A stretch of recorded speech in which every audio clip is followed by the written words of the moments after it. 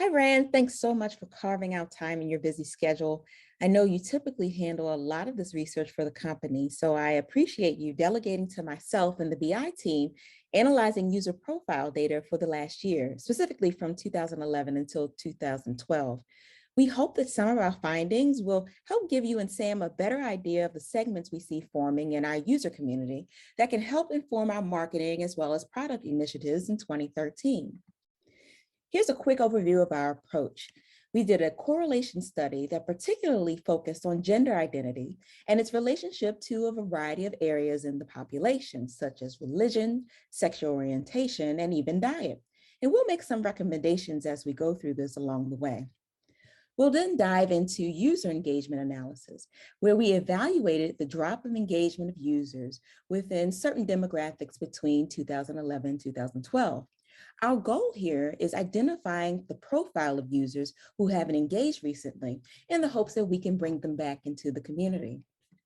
To begin with, we wanted to dive into correlation analysis, specifically with gender, given there is a large amount of data within each gender identity, but also based on our recognition that the community is imbalanced as it relates to gender, with males representing approximately 60% and females representing 40% of the community versus what we would normally see in society of a 50-50 split. We thought that analysis in this area may help to provide insight into this imbalance while also highlighting interesting trends between male and female users that might aid in our marketing campaigns. To start, we found that men tend to report more that they were athletic versus any other body type, and they were less likely to report themselves as overweight or average. Women, on the other hand, tend not to report themselves as athletic. However, they lean more towards underweight or overweight or average, which is an interesting distinction in terms of body perception or reporting on how they want to be perceived. Now, this might be a great opportunity for our advertiser in these markets because we can push user ads that are based on these perceptions. So for example, we can reach out to fitness magazines for subscription ad space or one of the diet and nutrition companies, and we can push those particular types of advertising mediums to either our female or our male users who have those specific interests. Along the lines of diet and nutrition, we also discovered that women are more than likely to identify themselves as vegetarians versus men who don't appear to have some sort of diet preference. We can roll that kind of information into those target ads we talked about earlier, especially with the growing interest these days in veganism as well as vegetarianism. In terms of drinking habits, both men and women appear to be the same. However, our correlation study shows that it's a slight preference for women reporting themselves as social drinkers versus men slightly reporting that they drink more often. From a marketing standpoint, this might mean that even if we have a queue designated for these type of ads around drinking, it might not reap great benefits because there's not a skew in either direction really between the genders. Concerning sexual orientation, a surprising finding for us was that women in the community report themselves more as bisexual versus gay or straight, whereas men are reporting more that they are gay or straight. This to me definitely indicates an opportunity to dive more into relevant content for the LGBTQ community. We also believe that this data may be a bit more limited since gender identity and orientation categories are not broad enough. So for example, including non-binary or non-gender conforming as options for people to report themselves as. I truly believe that diversifying this type of data will help us further identify segments in this population and even grow our user community. Concerning religion, we found that men tend to report more that they are atheist or agnostic. Women seem to identify towards some religion versus reporting that they're atheist or agnostic. This could be an opportunity for religious specific content to be geared more towards women versus men. And finally, one interesting note we found while investigating diets and religion was that those who identify their religion as Islam usually report their diet as halal versus other religions which tend not to report diet. Even though this represented a small portion of our sample, we thought it was important to highlight these types of considerations in order to not offend our user base and help support its growth. And in this instance, from a marketing standpoint, we want to ensure ads are geared towards halal foods, especially in our diet or nutrition campaigns. Next, we'll focus on user engagement in the last year. We wanted to focus on the percentage of users in the community that haven't logged in since 2011. These are people we deem as our lost or past engagers. Even though this counts as a smaller percentage of our overall registered user community, when we extrapolate that percentage to our total user base, we're looking at 790,000 users we've lost engagement with. And that's time missed seeing ads and engaging with our partner businesses. We want to understand exactly who in this community we're losing so that we can have marketing campaigns to bring them back into the fold.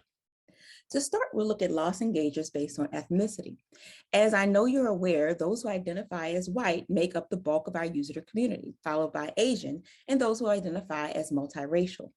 That disparity is also reflected in the lost engager percentage, where we see a higher rate of lost users in the Black, Hispanic, Latin, Native American, and Pacific Islander community. We thought this might be due to the nature of white being the majority. However, we noted that those who identify as Indian has the least amount of loss at 5%, even though they represent a small percentage in the overall population. So we believe that more can be done to market to the other communities, specifically to help increase engagement. When looking at education, we see that our user base is geared more towards college and graduate school level users versus those who report other education levels. In the case of those reporting high school or some high school, there's a significant drop in engagement. Considering that as of 2010, 45% of people have only attained their high school education or lesser. So that means this is a huge opportunity for us to expand and find ways to engage this community and keep them connected. We also look at engagement based on reported job industry and found that those who are in the military or transportative related industries or those who are unemployed have a higher percentage of lost engagement. All areas may have challenges in consistent access to technology, especially those in the military. And this may clue us to improve our efforts to get invested more in our mobile space or some low resolution, low bandwidth communication options such as text, chat, or social media to keep them engaged. Finally, we investigated by marital status, where we saw, not surprisingly, that those who haven't engaged either didn't identify their status or seeing someone or are already married. Even though we have focused predominantly on connecting singles, perhaps this trend is indicating other potential relationship options that people just aren't finding, such as open or polygamous relationships. To dig a bit deeper in the difference between these users, we did a word study on their user profiles. Not surprisingly, we see common words such as love, like, and life. However, some interesting distinctions are that recent engagers appear to be new in the area.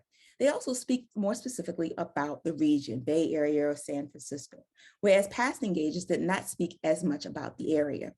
This to us highlights an opportunity to dive a bit more into the recent engagers as well, and to see if we could present marketing campaigns and ads for those who are new in the area, such as ads for apartments, housing, and jobs.